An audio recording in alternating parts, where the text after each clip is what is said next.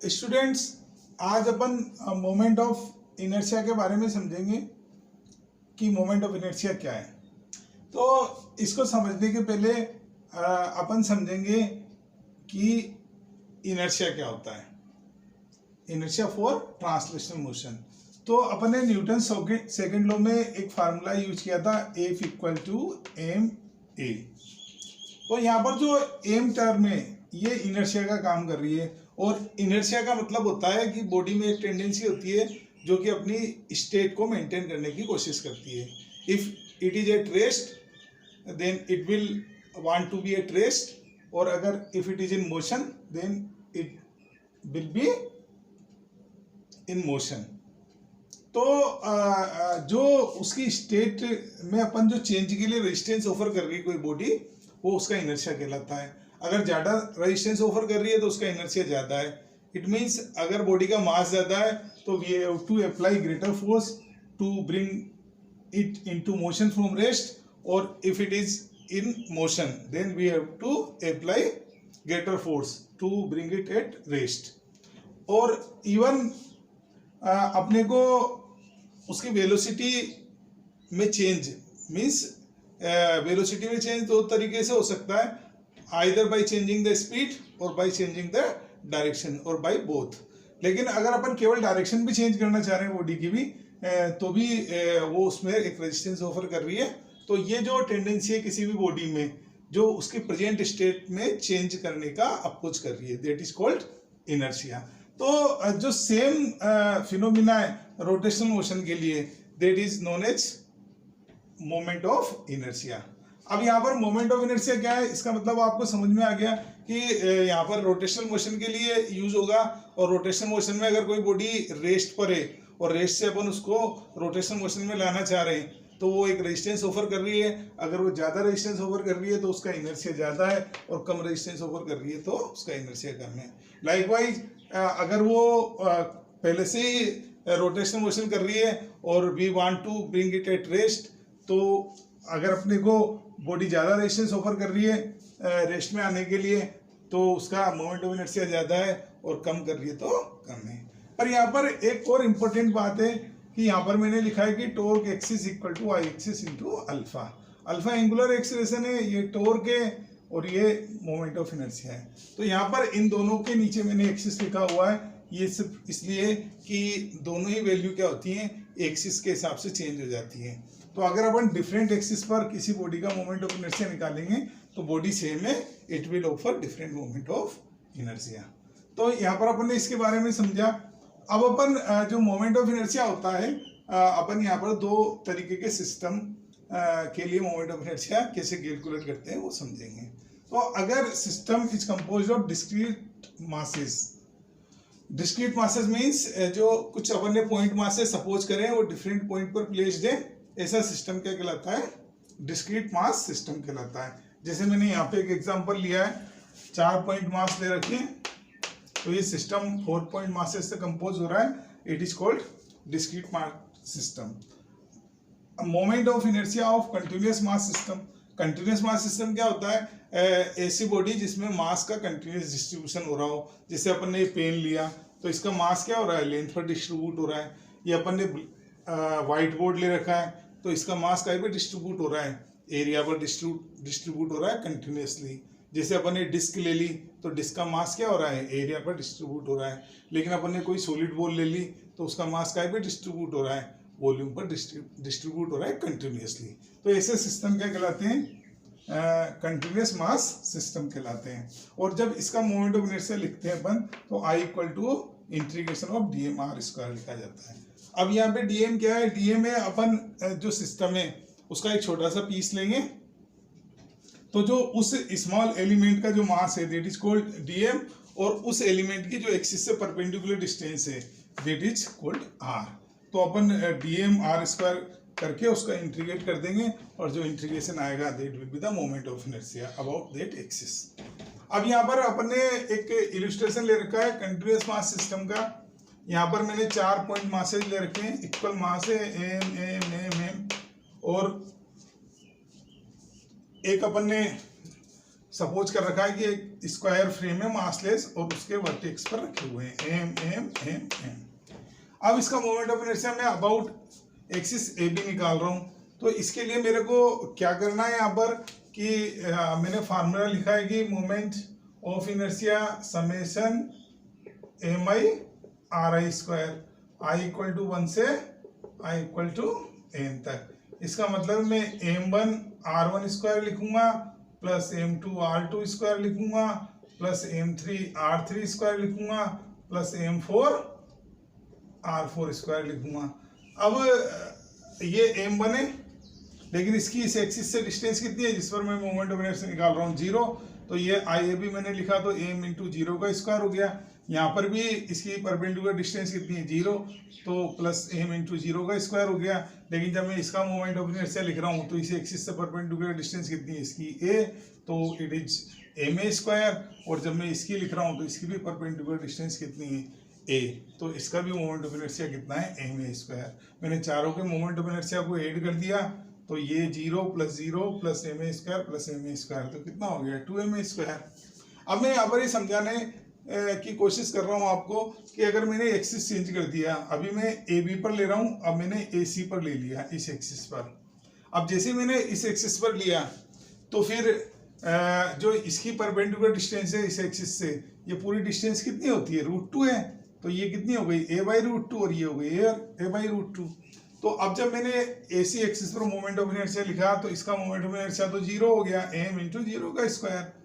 लेकिन जब मैं इसका मोमेंट ऑफ इनर्शिया लिख रहा हूँ तो इसकी एक्सिस से परपेंडिकुलर डिस्टेंस कितनी है, a/√2, तो इट बिकम्स m a/√2 का स्क्वायर। फिर मैं जब इसकी लिख रहा हूँ तो इसकी परपेंडिकुलर डिस्टेंस कितनी है, 0, तो m इंटू 0 का स्क्वायर। फिर मैं जब इसकी लिख रहा हूँ तो m इंटू a/√2 का स्क्वायर, तो it is ma² plus ma² और इट बिकम्स ma²। तो जैसे ही एक्सिस चेंज हुआ तो मोमेंट ऑफ इनर्शिया क्या हो जाता है, चेंज हो जाता है।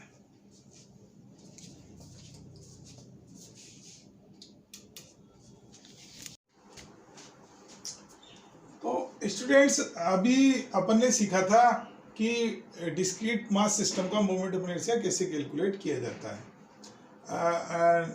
अब अपन सीखने जा रहे हैं कि कंटिन्यूअस मास बॉडी का मोमेंट ऑफ इनर्शिया कैसे कैलकुलेट करते हैं, how to calculate the moment of inertia of a continuous mass system.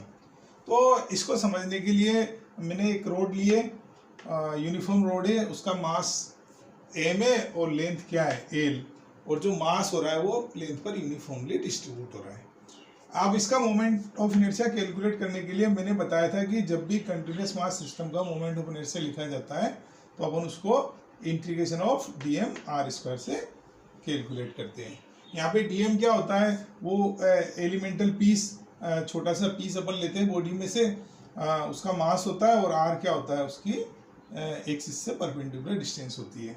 तो यहाँ पर मोमेंट ऑफ इनर्शिया में इसके एक एंड से एक एक्सिस पास हो रहा है जो कि लेंथ के परपेंडिकुलर है, उस पर मोमेंट ऑफ इनर्शिया कैलकुलेट कर रहा हूँ। और उसकी जो अपन ने एलिमेंटल मास ले रखा है dm, उसकी यहाँ से डिस्टेंस परपेंडिकुलर कितनी है, x, और इस खुद की लेंथ कितनी है, dx। तो इसका मोमेंट ऑफ इनर्शिया जो मैं di लिखूंगा एलिमेंटल पीस का, वो दैट इज dm(x²). r की जगह क्या हो गया, x हो गया। और इन सब के मोमेंट ऑफ इनर्शिया को मैं ऐड कर दूंगा, इंटीग्रेशन कर दूंगा 0 to l, तो फिर ये टोटल रोड का मोमेंट ऑफ इनर्शिया आ जाएगा ए बी एक्सिस पर। अब अगर मेरे को dm पुट करना है तो जो मास का डिस्ट्रीब्यूशन है that is over the length, तो मैंने इसको पुट करने के लिए m/l कर दिया, that becomes the mass per unit length, और इसको dx से मल्टीप्लाई कर दिया, तो इसका मोमेंट ऑफ इनर्शिया आ गया। आप इसका मास आ गया dm। अब मैंने x² से मल्टीप्लाई कर दिया इसको, तो ये इसका मोमेंट ऑफ इनर्शिया हो गया स्मॉल पीस का। अब अपन ने इसका इंटीग्रेशन कर दिया 0 to l, तो ये टोटल मोमेंट ऑफ इनर्शिया हो गया। अब यहाँ से m/l मैंने कॉमन ले लिया और x² dx का इंटीग्रेशन कर दिया। x² का इंटीग्रेशन क्या होता है, x³/3। अब यहाँ पे मैंने x³/3 लिख दिया और लिमिट को ओपन कर दिया। जब लिमिट को ओपन करूँगा तो x की अपर लिमिट तो क्या हो जाएगी, l³ और लोअर लिमिट क्या हो जाएगी, 0 का क्यूब, तो दैट बिकम्स l³ माइनस 0 का क्यूब। ऐसा जो मोमेंट ऑफ इनर्शिया आ रहा है वो ml²/3 आ रहा है। अब इस इलस्ट्रेशन में मैंने ये एक्सिस चेंज कर दिया। अब जो एक्सिस पास हो रहा है वो इसके सेंटर ऑफ मास से पास हो रहा है और लेंथ के परपेंडिकुलर है। तो ये एग्जांपल मैं इसलिए ले रहा हूँ कि जैसे अपन एक्सिस चेंज करते हैं तो मोमेंट ऑफ इनर्शिया क्या हो जाता है, चेंज हो जाता है। तो अब जब मैं इस एक्सिस पर मोमेंट ऑफ इनर्शिया निकाल रहा हूँ, तो जब भी अपन सेंटर ऑफ मास से कोई एक्सिस पास होता है और उस पर मोमेंट ऑफ इनर्शिया कैलकुलेट करते हैं तो उसको अपन IG से रिप्रेजेंट करते हैं। तो जो IG है उसके लिए मैंने पहले इस एलिमेंटल पीस का मोमेंट ऑफ इनर्शिया लिखा DI, और वो किस तरीके से लिखूंगा, वही इसका मास क्या DM और इसकी डिस्टेंस क्या है x स्क्वायर, तो DM x स्क्वायर। अब जब मैं इसको इंटीग्रेट करूंगा तो इधर लेंथ कितनी जा रही है इसकी L/2, तो 0 to L/2 अगर मैं इंटीग्रेट कर दूंगा तो इस पार्ट का मेरे को मोमेंट ऑफ इनर्शिया मिल जाएगा। लेकिन जब मैं इस पार्ट का मोमेंट ऑफ इनर्शिया मेरे को मिल गया तो सिमेट्री से जो मास डिस्ट्रीब्यूशन इधर है वही मास डिस्ट्रीब्यूशन इधर है, तो जो इस एक्सिस पर इधर मोमेंट ऑफ इनर्शिया होगा उतना ही मोमेंट ऑफ इनर्शिया इधर होगा। तो टोटल मोमेंट ऑफ इनर्शिया के लिए मैंने इस पार्ट का मोमेंट ऑफ इनर्शिया निकाला और उसको 2 से मल्टीप्लाई कर दिया, तो टोटल रोड का मोमेंट ऑफ इनर्शिया मेरे को पता चल गया। अब वही मैंने किया, डीएम की वैल्यू पुट कर दी क्योंकि मास का भी डिस्ट्रीब्यूट हो रहा है लेंथ पर, तो डीएम कितना हो गया m/l इंटू dx और x स्क्वायर, और 2 बाहर है अपने पास, m/l कॉमन आ गया, इसका इंटीग्रेशन क्या हो गया x स्क्वायर का x³ 3 और लिमिट 0 to L/2। जब मैं लिमिट को ओपन करूंगा तो x की जगह अपर लिमिट में क्या आ जाएगा L/2 का क्यूब, और लोअर लिमिट में कितना आ गया यहाँ पर x की जगह 0, तो इट बिकम्स 0 का क्यूब, और जब मैंने इसको सोल्व कर दिया तो दैट बिकम्स mL²/12।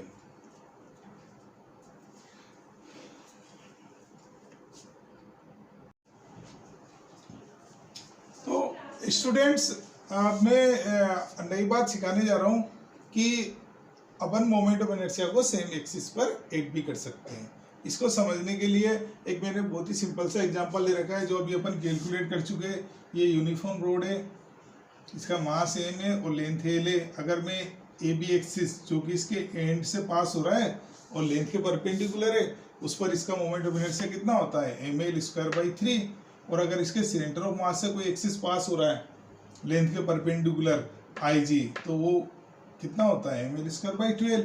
अब मैं इन्हीं दो टेक्निक से आपको यहाँ समझा रहा हूँ कि मोमेंट ऑफ इनर्शिया को अपन कैसे ऐड करते हैं। तो अगर मैं इसी को देख रहा हूँ तो मैंने इसके इस एक्सिस पर मोमेंट ऑफ इनर्शिया मेरे को पता है वो कितना होता है mL²/12, और एंड वाले एक्सिस पर कितना होता है mL²/3।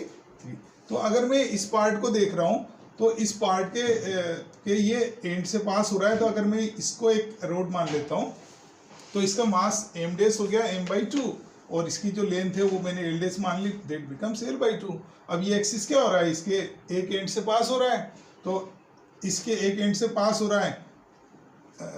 क्लियर है इतनी बात? तो अब अगर अपन पूरी रोड का मोमेंट ऑफ इनर्शिया लिखेंगे इस एक्सिस पर, तो इसका और इसका, तो उसका क्या कर देंगे अपन, ट्वाइस कर देंगे। तो ये मोमेंट ऑफ इनर्शिया मैंने I लिखा है, तो जब मैं इसका IG लिखूंगा पूरी रोड का तो वो 2I हो जाएगा। अब I की वैल्यू कितनी होती है, अपन ने देखा कि जब एंड से पास होता है एक्सिस तो कितनी होती है mL²/3, तो इसका मोमेंट ऑफ इनर्शिया कितना हो गया m डैश L डैश स्क्वायर/3, और ये 2/3 कॉमन आ गया, m डैश की वैल्यू मैंने पुट कर दी m/2, L डैश की वैल्यू मैंने पुट कर दी L/2, और इसको सोल्व कर दिया तो दैट बिकम्स mL²/12। अब मैं आपको बहुत ही इम्पोर्टेंट एक इलस्ट्रेशन लेके चल रहा हूँ कि अभी तक अपन ने एक्सिस जो ले रखा है वो लेंथ के परपेंडिकुलर ले रखा है। अब मैं अगर मोमेंट ऑफ इनर्शिया को लिख रहा हूँ तो एक एक्सिस है वो कहाँ से पास हो रहा है, सेंटर ऑफ मास से पास हो रहा है, लेकिन वो परपेंडिकुलर नहीं होकर इसकी लेंथ से कुछ एंगल थीटा बना रहा है। तो इस एक्सिस पर इस रोड का मोमेंट ऑफ इनर्शिया कैसे कैलकुलेट करेंगे, और फिर लास्ट में अपने को इसको लर्न करना है क्योंकि अपन इसको डायरेक्ट ही अप्लाई करेंगे। तो जब मैंने यहाँ पर इसका मोमेंट ऑफ इनर्शिया कैलकुलेट किया तो मैंने क्या किया, यहाँ पर x डिस्टेंस पर एक एलिमेंटल लेंथ ले ली dx, और उसका मास कितना है dm। तो जो dm की वैल्यू है मास का पे डिस्ट्रीब्यूट हो रहा है लेंथ पर, तो m/l पर यूनिट लेंथ का मास है और dx से मल्टीप्लाई कर दिया, तो इस एलिमेंट का मास मेरे को पता चल गया। अब इसकी जो इस एक्सिस से परपेंडिकुलर डिस्टेंस है वो r है, और अगर मैं इस राइट एंगल ट्राइंगल में देख रहा हूँ तो r का के इक्वल है 1 sin थीटा के। तो जब मैं इस हिस्से का मोमेंट ऑफ इनर्शिया लिखूंगा इस एक्सिस पर, तो वो मैं dm r स्क्वायर लिखूंगा और 0 टू l/2 इंटीग्रेट कर दूंगा, तो इस पार्ट का मोमेंट ऑफ इनर्शिया आ गया और उसका ट्वाइस कर दूंगा, तो सिमेट्री से जो मोमेंट ऑफ इनर्शिया इस हिस्से का है वही मोमेंट ऑफ इनर्शिया किस हिस्से का हो जाएगा, इस हिस्से का हो जाएगा, तो उसका मैंने ट्वाइस कर दिया। तो अब मैंने यहाँ पुट कर दिया dm की वैल्यू m/l dx और जो r है उसकी वैल्यू को पुट कर दिया x sin थीटा, और ये स्क्वायर है ही उसका। अब यहाँ से ट्वाइस तो है ही है m/l और साइन थीटा कॉन्स्टेंट है, ये साइन स्क्वायर थीटा, तो ये 2m/l साइन स्क्वायर थीटा हो गया, और इंटीग्रेशन किसका रहेगा x स्क्वायर dx का। अब तक अपन देख ही चुके हैं कि इसका इंटीग्रेशन कितना हो गया x³ और लिमिट क्या है इसकी 0 टू l/2, और अपन ने लिमिट को एक्सपेंड कर दिया, तो इसका इंटीग्रेशन कितना हो गया ml²/12 साइन स्क्वायर थीटा। अब आप यहाँ से इजीली देख सकते हो कि अगर अपन थीटा की वैल्यू पुट कर दें तो अपने को मोमेंट ऑफ इनर्शिया पता चल जाएगा। तो अगर मैं लेंथ के परपेंडिकुलर एक्सिस ले रहा हूँ ये सेंटर ऑफ मास से, तो यहाँ पर थीटा कितना है 90 डिग्री, तो यहाँ पर जो मोमेंट ऑफ इनर्शिया में अब जो लिखूंगा IG वो ml²/12 साइन स्क्वायर 90, तो इट बिकम्स ml²/12। लेकिन अब अगर मैं इस एक्सिस पर, ये सेंटर ऑफ मास है और ये मैंने इसका एक्सिस पास कर दिया, इस एक्सिस पर देख रहा हूँ, तो अब थीटा क्या हो गया 0 डिग्री, और 0 डिग्री होने से साइन थीटा 0 हो गया, तो इस एक्सिस पर मोमेंट ऑफ इनर्शिया कितना हो गया इसका ml²/12 साइन 0 डिग्री, तो ये कितना हो गया बेटा ml²/12 इंटू 0, तो ये क्या हो गया इसका मोमेंट ऑफ इनर्शिया 0 हो गया। तो अगर अपन इस एक्सिस पर देख रहे हैं जो इसकी लेंथ के परपेंडिकुलर है और सेंटर ऑफ मास से पास हो रहा है, तो उस पर मोमेंट ऑफ इनर्शिया कितना होता है ml²/12। लेकिन अगर अपन इस एक्सिस, इसकी लेंथ के अलोंग ही एक्सिस पास कर दें सेंटर ऑफ मास से, तो इसका मोमेंट ऑफ इनर्शिया कितना हो जाएगा 0 हो जाएगा।